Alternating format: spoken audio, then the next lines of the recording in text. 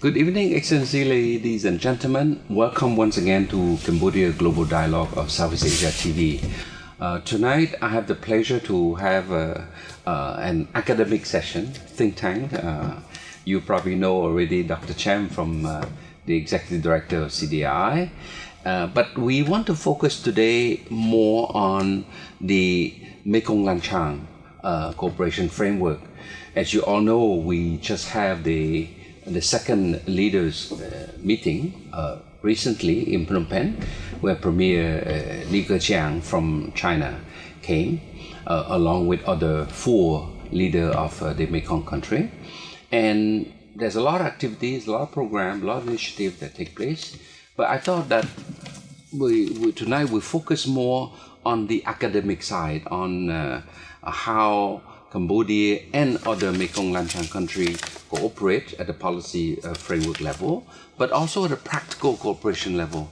And I thought, who else could explain better than from an academic standpoint? And we have CDRI, we have Vutha. Why don't I give you the floor? You can introduce yourself. Thank you very much for the opportunities. My name is Vutha. I'm the head of economic unit at CDRI. I've been trained as trade economist in Japan for 2 years, and then I come back to work at CDRI for 6 years.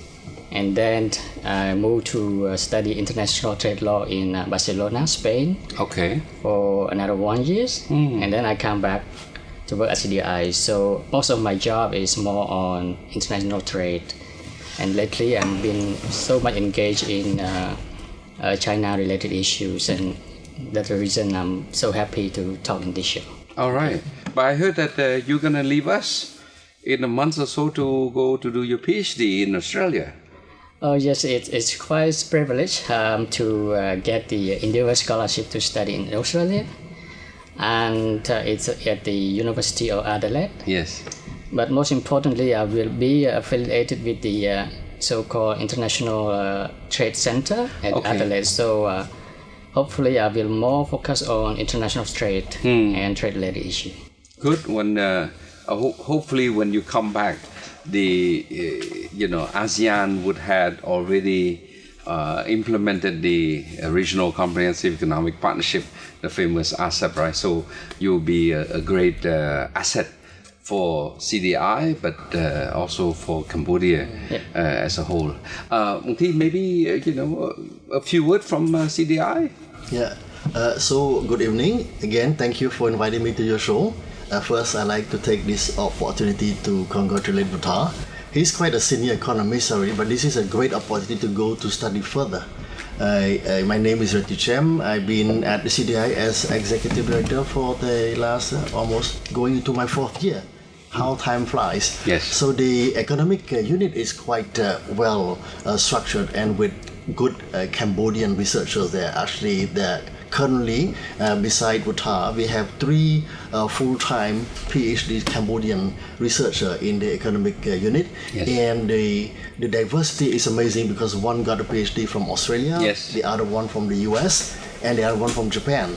So with this, you have this kind of diversity, not conditioned by only one way to see the world. Isn't it? Speaking of PhD, how many full-time PhD researchers we have at CDRI? Okay, so CDRI actually is very special because all our researchers are full-time. You have to be committed to do real deep research. We have 30 researchers, 11 or 12 of them got a PhD. The other third got a master's degree, and we have junior. We coach them about 10. Yes. And in general, our researchers at the master level or bachelor level, once they have spent some time with us, they go to compete for scholarship. All of them got a scholarship. And the beauty of the culture of CDRI, all of them come back to CDRI. Almost all of them. That's great. Yeah, that's wonderful. Well, I'm privileged to be chairing CDRI board for the last almost 7 years, and I have a few more months before my term ends. But it's such a pleasure to see, at least during my tenure, CDRI become Cambodianized. You're Cambodian. All our researchers are Cambodian, well educated, abroad, exposed to the the larger part of the world in terms of academic and research. But the beauty is that, like you say, they all come back to serve the country. And in the research side, right? I mean, efficiency matter. When you're from the country, you can move much faster. You go to do baseline survey in Kapong Cham or Kapong Spur in the province. You're cost effective. You see, so I'm very happy. And you mentioned also the Cambodianization. That we like to break that myth that when Cambodian take over support from foreign assistance, that we're gonna fail. Yes. But we have proven otherwise, that Cambodian can lead the organization and Cambodian we can work. Yes. And it's been 4 years and we thrive. We have a good funding research, thanks to your leadership as a chair also. But this is a historical step for CDRI, that it's a Cambodianization as a process, as a mindset, has been quite successful. And thanks to your leadership.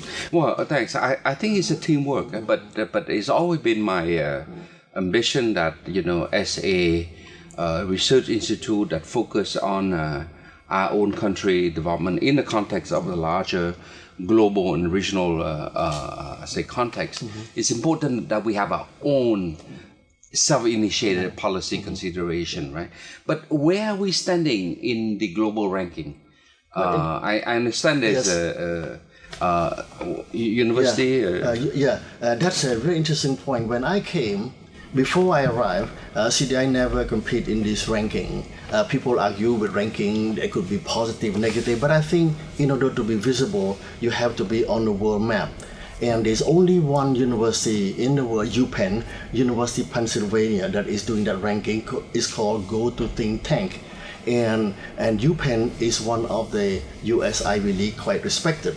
And we were stunned the first time that we tried, out of 2,000 think tank across the globe, minus the US because they have more than 1,000, we were ranked 70 and now 75, 76. So top 100 over 2,000. I think we can be very, very proud. And if you have time, go and look at the list of institute above us and below us. You're gonna be shocked to see that how we fare so well in that. And this is that I push my colleague, and then the next 3 to 5 years we should be among the top 50 in the world. Well, that's a great goal to aim, and I think we're on the right track.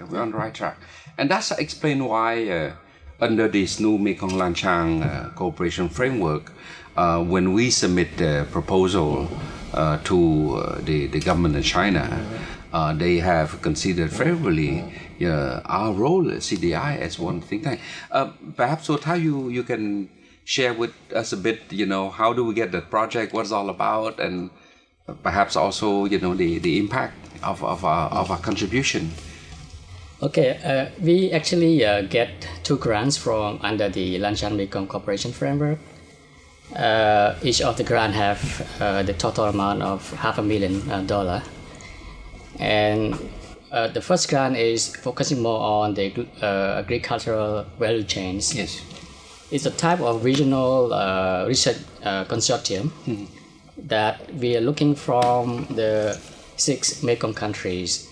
So CDRI is the project manager. So there will be a collaboration from other countries. So it means we work on Cambodian China, Laos China, Thailand China, Vietnam China, and also Myanmar China.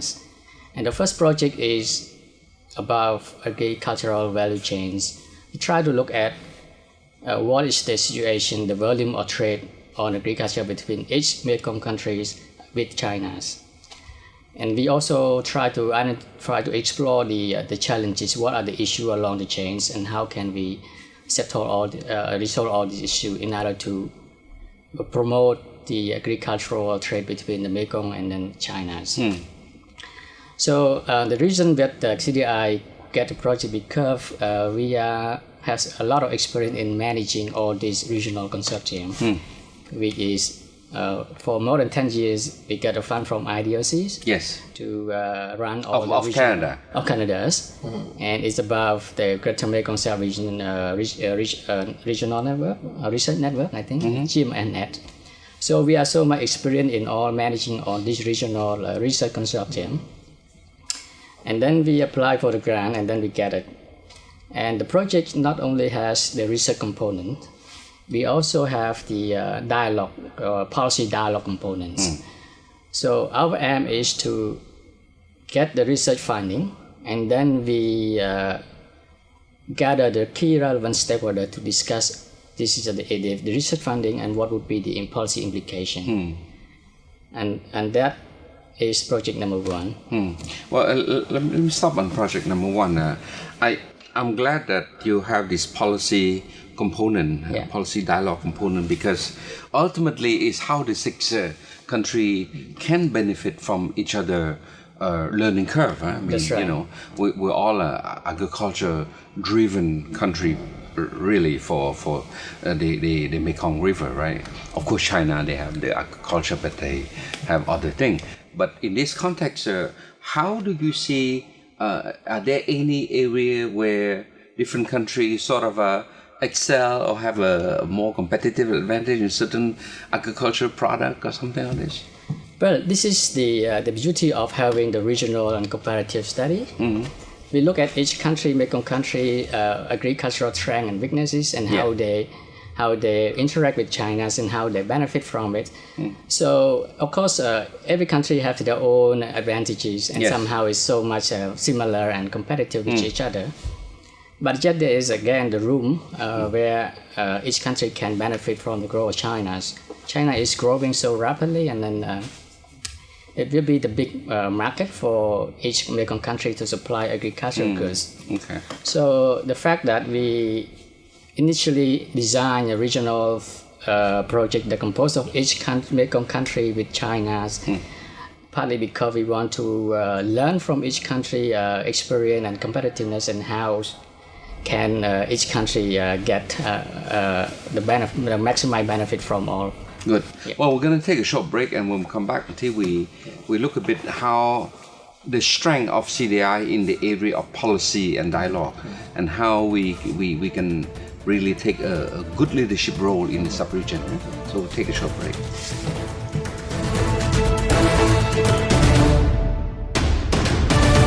Well, Vutha have sort of give a context a bit on the first project. We'll talk about the second one later, but from the policy dialogue perspective, CDRI have really a competitive advantage here, is that we do a lot of this sort of policy dialogue, right?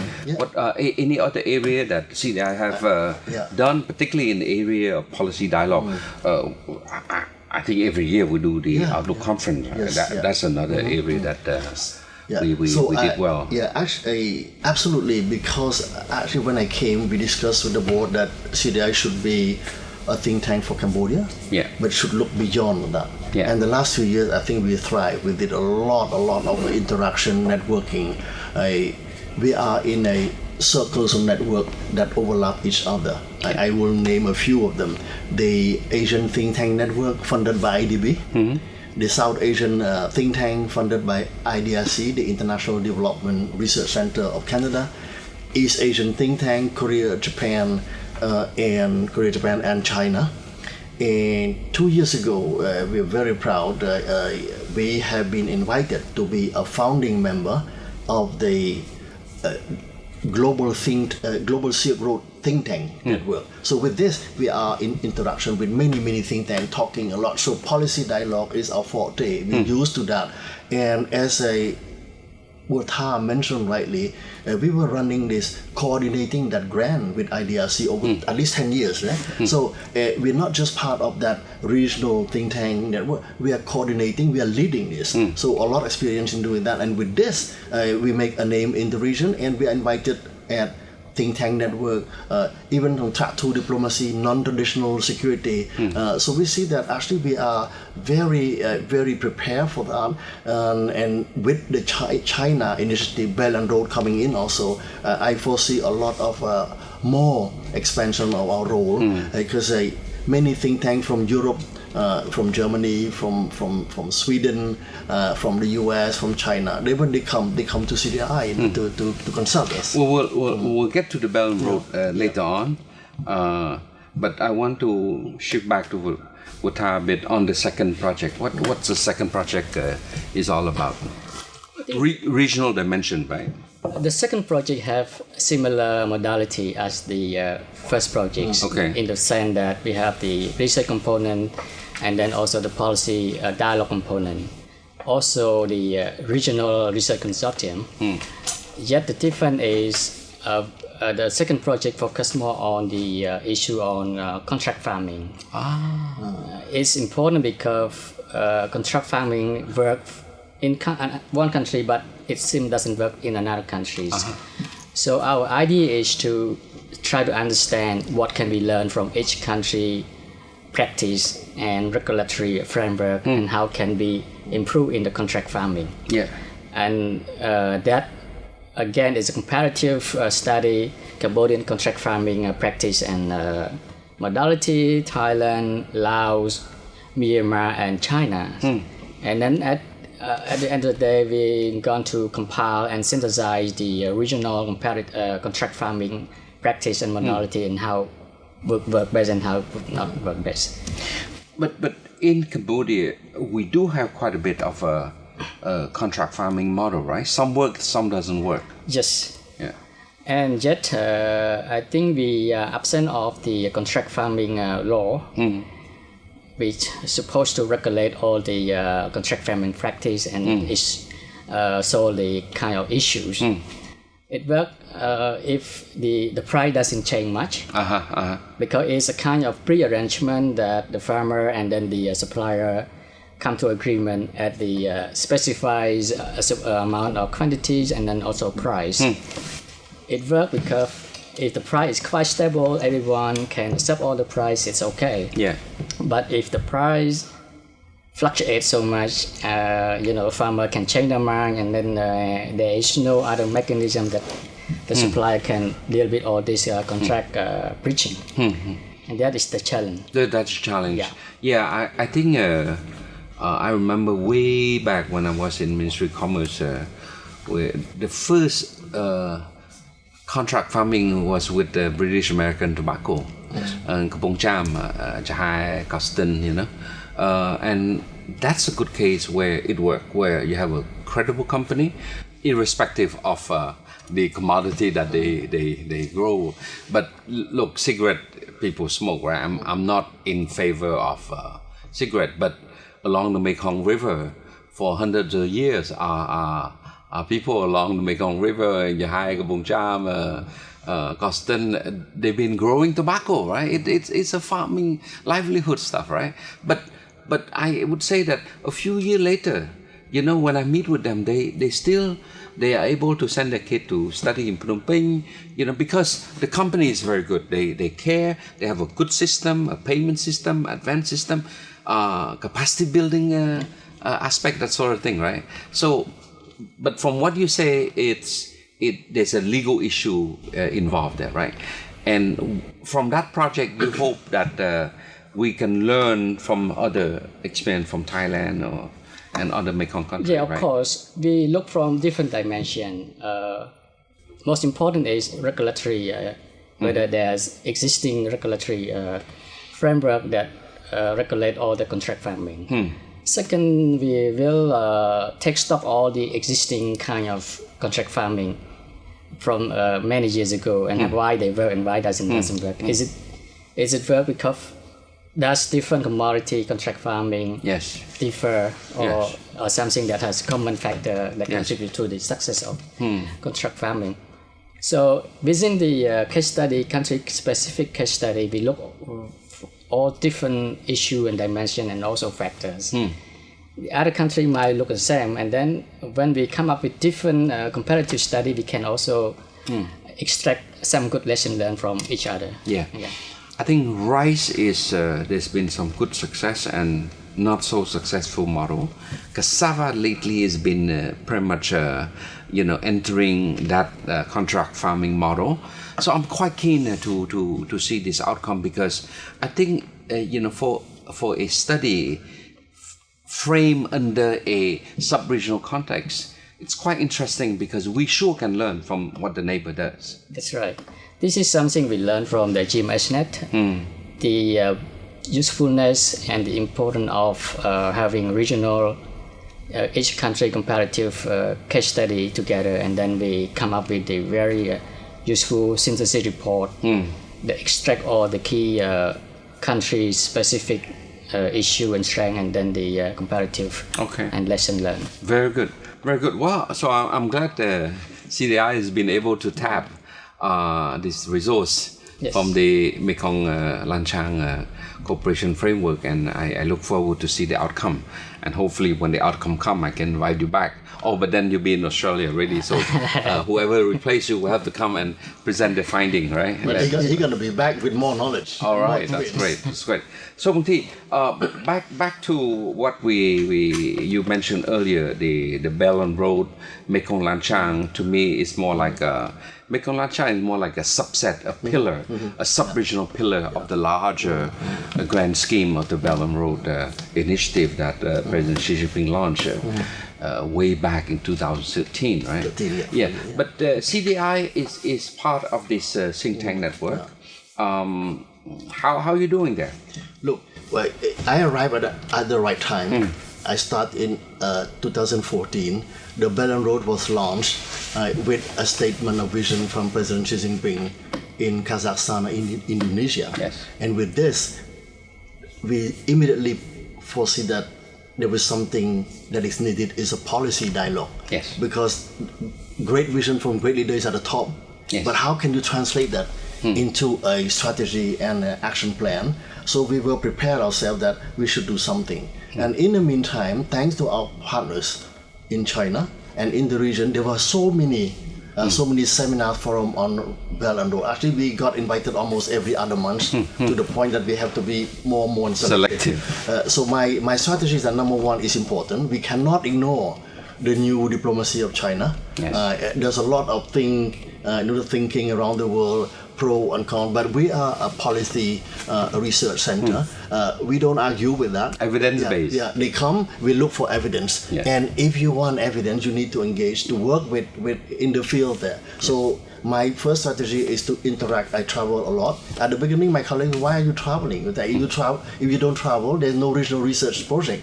So by going to China, going to the region, getting input, we build that network. And my trick is that I rotate all the senior researchers. All of them will go one by one. But you cannot just read from the press or read from analysis from academic paper. You need to go there and feel. You know? When you go to the western part of China or Fujian province to look at the origin of the Silk Road, you feel that special economic zone, the dry port, there's something really happening. And all this, the Mekong Lancang just come in, you know. But we're not new to the Mekong because we work with the GMS net, Greater Mekong Sub-region. And allow me to look back a little bit, 150 years ago. That's very interesting, you know. I'm a historian, I always like to look back a bit. Exactly 150 years ago, there was the French Navy launched a Mekong Exploration Commission. 1866-68. So exactly 150 years ago, France by that time was quite powerful, colonial power. Sure. They go and colonize continents, and the French Navy has problem targeting China or India because it's close by the British. So the idea was to get through the Mekong from the south, going up to China, and until they met with the Cone, the falls. The Cone Fall. And the two French, one I think is name is Dudar de Lagré, the other one is Francis Garnier, were part of that expedition. So by that time, if you look at the geopolitics, we have no say here. We're Asian. We just wait.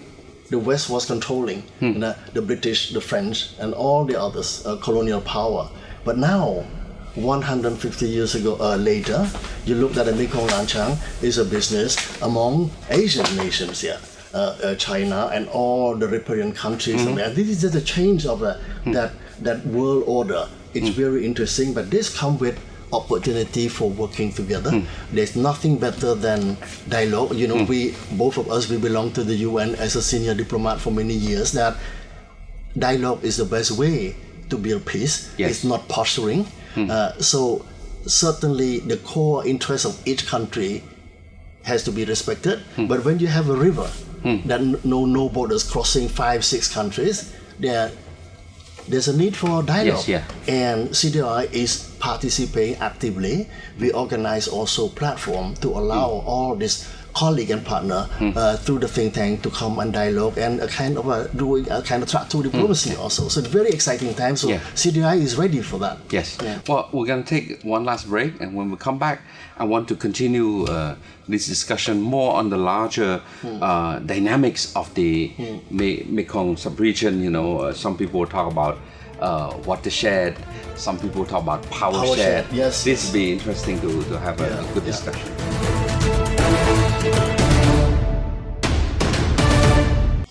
Vutha, okay, so you know, on the Mekong Lancang framework itself, we, you know, from some people perspective, they say, well, it's a lot of opportunity to work together, but others say, but there's a lot of challenge because these are cross-boundary issue. You know, there's a lot of I say dam being built, water management, agriculture. All these are opportunity and challenge, right? Some people mention that the Great Mekong sub-region is a big watershed. To some other people, they say, but it's a power shed because all these hydro are generating, you know, power, energy, you know, that drive economy. What do you think of that? Look, first I'm thinking as a biologist. Yes. If you look at the river from China down to Myanmar, Thailand, Laos, Cambodia, and go down, there's a kind of a food chain, you know. Yeah, it's food chain. It's a kind of food chain, if I can dare to use that metaphor. Yeah. That the one at the highest level has the privilege to have pure water from the Himalaya. Yeah. And once you start to have those dams, you don't need to have a PhD to understand there will be impact of people who are below, downstream. Downstream. Yeah. So downstream. So with this here, if you wish to get a kind of fair share and avoid this kind of double standard that have been imposed on a small country like us, we need a dialogue. Yeah. We need dialogue. We need leadership at all levels. And I believe that this is an opportunity to look, particularly at the change of the world order here. Just look back after the Second World War, non-aligned movement, the Seatv, ASEAN that came,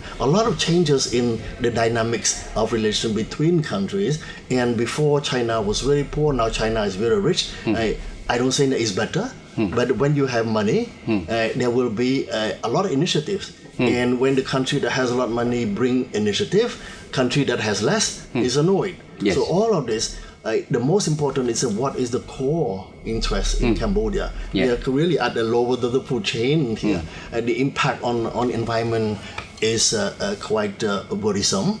Impact on livelihood. So all these are new, and with the economic development, all these countries are developing country, with certainly a different of GDP level yet. Yeah. But one is more vulnerable than others.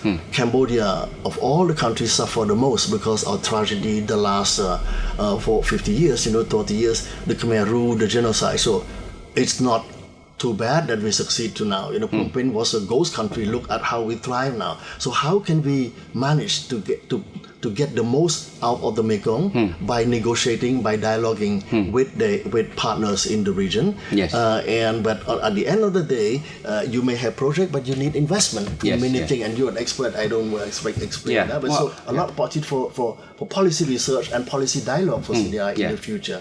Well, I mean, Cambodia for many years since when we have the peace in the early 90s, the biggest impediment is the high price of our electricity, right? That's what makes us so uncompetitive. And the Japanese, they're big industrialists. When they come, they say your labor wage is very reasonable, but it's hard for us to relocate now because your electricity rate is so high, and the saving we save from the cheap labor, we all end up paying to your, they say, electricity to converge. But the latest dam, the Sesan, right? The Sesan, Lower Sesan, that was recently commissioned a few months ago, 400 megawatt of electricity. It does bring a certain, what I call, energy security to the country as well. Because as a country, you have political security, in the physical sense, security, armed security, sort of thing. But don't forget, your sovereignty depends a lot on your ability to have an energy security as well. And to me, when you don't have that security, that energy security, you are relying on the neighbor, right? But sometimes it's not that the neighbor don't want to sell, but they also have their own need.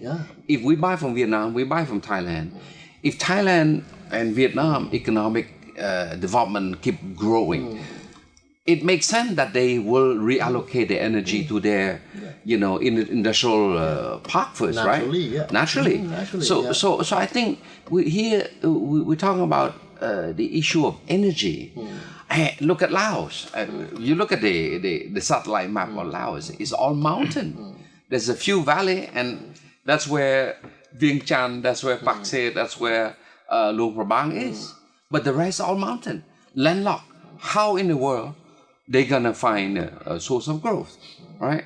And so I think it's more complex than than we can just say, well, building a dam is not good or this and that.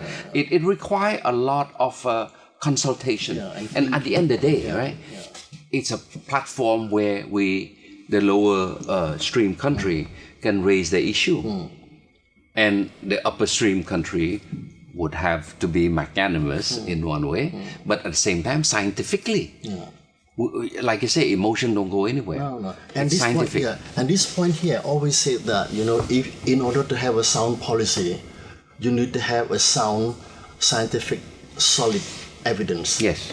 But once you get the sound scientific evidence, it's necessary but not sufficient to have a sound policy, because policymakers make decisions based on other criteria. Yes. Politics, economics, strategic. Yeah. But if you have no sound scientific evidence, there will never be a sound policy. And that's the reason why, I work at the International Atomic Energy Agency. Sometimes I clash with policymakers. We work here. We always say that, and my colleagues sometimes here and in Vienna, they say, we found this result, scientific result, but actually they never use, or they use differently. What is the purpose of our work? I told them, no, quality of science, you justify the check of your salary at the end of the month. So the output is the responsibility of researcher.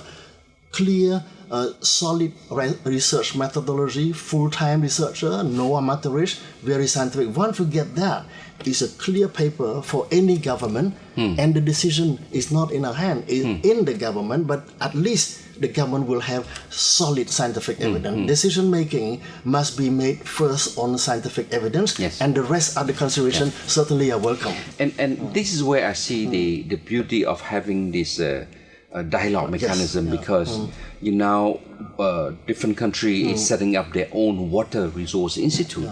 China has already, we have also ours, and that's where the 6 countries can exchange data. If we expect that this year, with the El Nino, whatever, you expect more drought, right? Expect that the dry season is going to be harsh. That's with this data, with this forecast, we can dialogue, inform, establish communication line to say, look, release more water for that, right? Because in a way, if you manage this data exchange well, it can be very positive, because sometimes flood is helpful, sometimes flood is not helpful. So and think tank has a role, because in a regional forum or fora, when you meet, sometimes there's a tension, there's strategic thinking, and it's blocked the dialogue. But scientists, we can talk. Even if politicians don't talk to each other, scientists will talk across the borders. And so the arbitration at the scientific level is wonderful. We have an easy job because we just argue on any corner. We don't leave any stone unturned. And there's a beauty of academics and the think tank. But once we get that, it's clear and clear evidence. We give it to the politician, policymaker, and then at you to negotiate for the best interests of the core interests of the country. So this is great. Vutha, I mean, of course you'll be leaving very soon, but I think whoever gonna take on fill your shoes will have to start thinking on a future project that CDRI can provide intellectual contribution in area of, say, for example, agriculture, but linked to water management, for example. Agriculture, but still linked to irrigation, for example. And how is the impact on the various level of water flow, for example? I don't know, I'm not a scientist, but I'm pretty sure, there's we can think of linkage, even a further nexus to food security, water security, energy security, all linked to poverty reduction, for example, I think we as a think tank, we welcome the rise of China's and then the implication of China development for the region and for each countries. And from research, there's a lot of research team that related to China and then individual country kind of core interest. And that's the reason CDRI, we create or establish the China Resource Centers, where there will be the place for any of China-related books, journal articles, and other related China's resource, where the public can access, number one. Number two, China Resource Center will create the so-called the dialogue platform, what we call Cambodian-China Research and Policy Dialogues. It's a regular platform for which all the research, scholar, and policy come and talk on different themes on Cambodia and China. This is at the country Cambodian-China country bilateral level. And last year we organized, on December last year, we have the first dialogue. And the theme is on higher education cooperation between Cambodia and China in the context of Belt and Road. Okay. So I think we established some foundation facilities and the forum already. Yeah. I hope our research at CDRI will kick off and continues all the China-related research studies. And the two Lancang Mekong research projects will under the umbrella of the China Resource Centers. CDRI is in a very better and advanced position to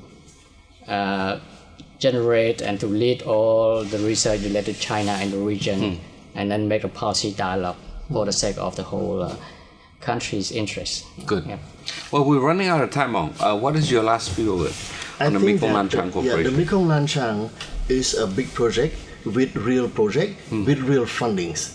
And it's a unique opportunity. We don't see that as a threat, but as an opportunity to do more research. I have to confess at this point we don't know much because it's a new order in this region. That's number one. Number two, he mentioned a China Resource Center that we're going to launch in 2 months at CDRI. We did it simply because there is no China specialist in Cambodia. At CDRI, our researcher got their PhD from Japan, from Australia, from the US, from Netherlands, from Germany. But there's nobody with a PhD from China. And a scholar with a PhD from the US will write differently on China than a scholar from China. We need that diversity. I didn't mean that one is better than the other, but there's no better place than to have that diversity of scholars with a different background. So my next challenge is to build that center in order to get to understand what the meaning of a China new diplomacy, this new movement. We cannot ignore. When you live so far away, it's okay, but in Cambodia we can't ignore that, and we should not ignore that at our own cost. So if you see a rise of a superpower coming economically and politically, we rather be ready to look scientifically and what would be the implication on Cambodia, because at the end of the day we want to benefit from these new challenges, this new opportunity, but also in order to benefit, to absorb from this new flow of investment, we have our responsibility to be up to the level to understand, to negotiate for the best interests of our country also. Great. Well, I think we, not bad for a short discussion. We have a good overview what the CDRI is going to do in the context of the Mekong Lancang Cooperation Framework. And Monty, we also have a great opportunity to share with you a bit on this geopolitical, evolution, how power rise, power decline, and how it affects small country like us, But I would say that the Mekong Lancang cooperation framework, as new as it is filling the void in many different ways, in terms of policy, in terms of leadership in the region, for example, and I think as a sovereign nation, we will always have our own independence, our own sovereignty, our own say in that. But it's good to be in a position to dialogue with neighboring country as a peer, not as a small country or big country, and that's probably the spirit of the Mekong Lancang, is that this mutuality, this reciprocity, symmetrical communication, this mutual respect, that sort of thing, and ultimately it's a consensus base, right? And I think I can even say it's a new model of a South-South cooperation as well, right? And in the context of when you speak of South-South cooperation, one always have to refer to the larger global context of the UN 2030 development agenda, sustainable development agenda. So I think, yes, the Mekong Lancang cooperation framework has its place under the sun, as much as the GMS, as much as the CLMV, as much as AMBDC, that sort of thing. But let's make sure that Cambodia ride on this new platform and bring some benefit for the country. All right, gentlemen, thank you so much, and good luck for your PhD study. Thank you. Bong Thi, a pleasure. Thanks. Okay, so we're coming to the end of the program, and I just wrap up already. So I want to say good night. Nothing else to say.